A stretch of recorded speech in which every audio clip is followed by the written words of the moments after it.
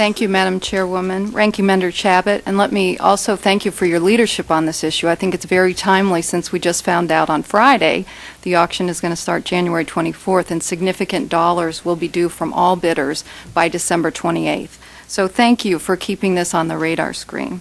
As I sit here today, we are constructing a state-of-the-art network in our 16 markets, and that network, I think, shows the story of what small businesses can do. We're not a rural telephone company, so I think we have a different story here today, and I hope that the message doesn't get lost that small businesses can also serve urban markets. We have Cincinnati as our market, we have Austin, Texas, we also have McAllen, Texas. So there's a variety of markets, and small businesses can bring value to every one of those markets, be they rural or urban.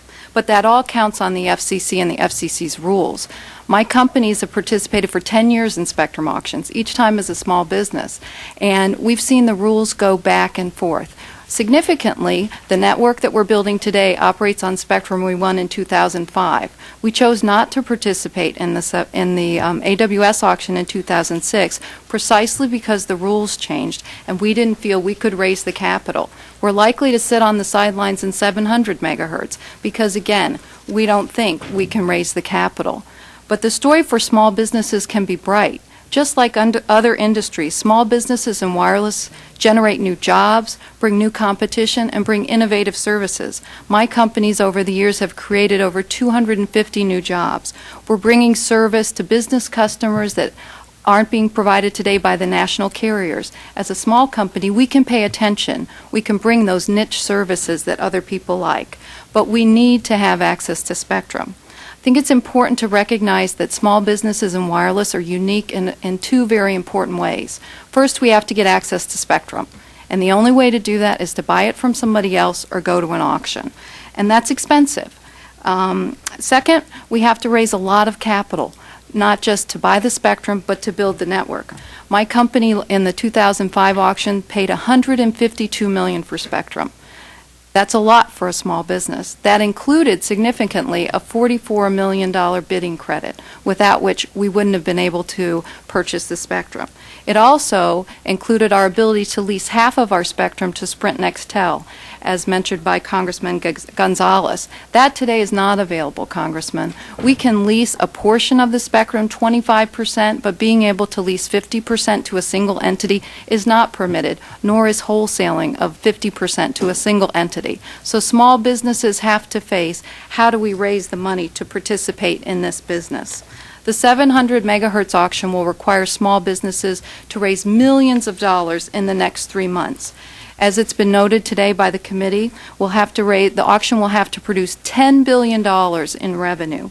Just to bid on the small markets that the chairman pointed out are key to small business opportunity takes huge dollars. For example, the minimum opening bid in New York City for the smallest market is $59 million. That's to place one bid, the first bid. The Cincinnati minimum first bid for the smallest market is $2.9 million, and San Antonio will cost you $767 million if you win it on the first bid, but no one wins it on the first bid. The capital requirements are staggering for small business, and it requires that the rules be flexible so we can be innovative in our strategies, in our finances, and attract the capital. The AWS auction was not a bright spot for small businesses, although I think the FCC chairman would quote you different statistics. If you look at the $500 million that he cites that small businesses won, that's out of $13.5 billion that was spent. So $500 million was spent by small businesses, and since everything is priced on population and size of megahertz, that means that the smaller markets were what the small businesses were winning. Also, the rural telephone companies, although they don't like the rules, did okay if you look at the percentage that they won by DEs, but the small businesses won that are true entrants won less than that. We attribute the poor showing in that auction, frankly, to the rule changes, and we would expect the same in the next auction unless there's significant change, which doesn't seem to be underway. So the future can be different, but we think small businesses really need three things. One, we need bidding credits. which are in place and are available for small businesses, but those have to be tied to flexibility to run our business.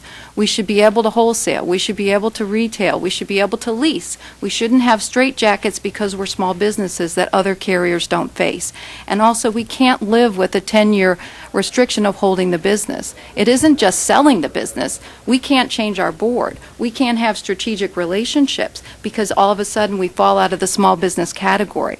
In 10 years, that's a long time in the wireless industry. Just open the paper this morning and you'll see 700 megahertz was bought by AT&T from a small carrier.